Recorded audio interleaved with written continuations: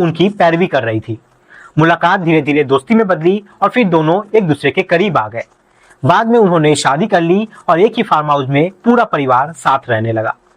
बाहर से देखने पर सब कुछ सामान्य लग रहा था, लेकिन इस परिवार के भीतर एक ऐसा तूफान पड़ रहा था जो जल्द ही 4 लोगों की मौत का कारण बनने वाला था।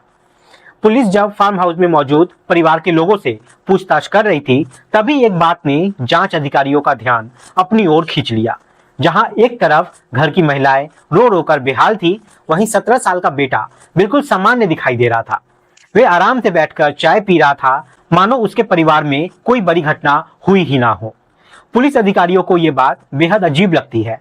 एक अधिकारी ने दूसरे से कहा कि जिसका पिता अभी अभी इतना दर्दनाक मौत का शिकार हुआ हो, वो इतना शांत कैसे रह सकता है। उधर पोस्टमार्टम रिपोर्ट भी सामने आ चुकी थी। रिपोर्ट ने पुलिस के शक को और ज्यादा मजबूत कर दिया। खेत में मिली सूर्या देवी की शरीर पर कई गहरे घाव के निशान पाए गए थे।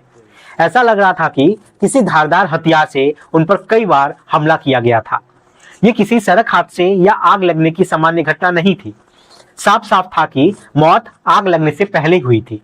हालांकि कार में मिले बाकी 3 शव इतनी बुरी तरह जल चुके थे कि उसके शरीर पर मौजूद चोटों के निशानों की पहचान करना भी मुश्किल हो चुका था।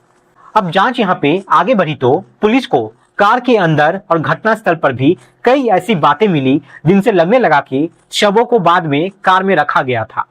ऐसा प्रतीत हो रहा था कि हत्या कहीं और की गई थी और फिर सबूत मिटाने के लिए शवों को कार में डालकर आग लगा दी गई थी। अब पुलिस का शक यहाँ पे सीधे परिवार के बचे हुए सदस्य पर जाने लगा। इसके बाद पुलिस ने पहली पत्नी सुनीता, उसकी बेटी सरिता और बेटे से अलग अलग पूछताछ करना शुरू किया।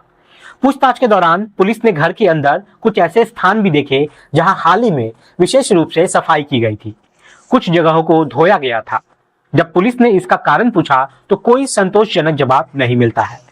अब पुलिस लगभग निश्चित हो चुकी थी कि हत्या का राज इसी घर के अंदर छिपा हुआ है। आखिरकार जब तीनों से सख्ती से पूछताछ की गई तो एक ऐसा सच सामने आया जिसने पूरे मामले को पलट कर रख दिया। पूछताछ में पता चला कि राम सिंह चौधरी अक्सर शराब पीकर घर आते थे और फिर अपनी पहली पत्नी सुनीता के साथ बुरी तरह मारपीट करते थे। यह सिलसिला वर्षों से चल रहा था। बच्चे बचपन से अपनी मां को पीटते हुए देखते आए थे। उनके मन में अपने पिता के प्रति धीरे धीरे गुस्सा और नफरत जमा होती चली गई थी। सरिता जो थी, जो पढ़ाई में बेहद होशियार थी और आईएएस बनने का सपना देखती थी, कई बार अपने पिता से पढ़ाई के लिए मदद मांग चुकी थी। वे चाहती थी कि उसे किसी बड़े शहर में पढ़ने का मौका मिले, लेकिन उसके पिता ने कभी उसकी बात को महत्व नहीं दिया।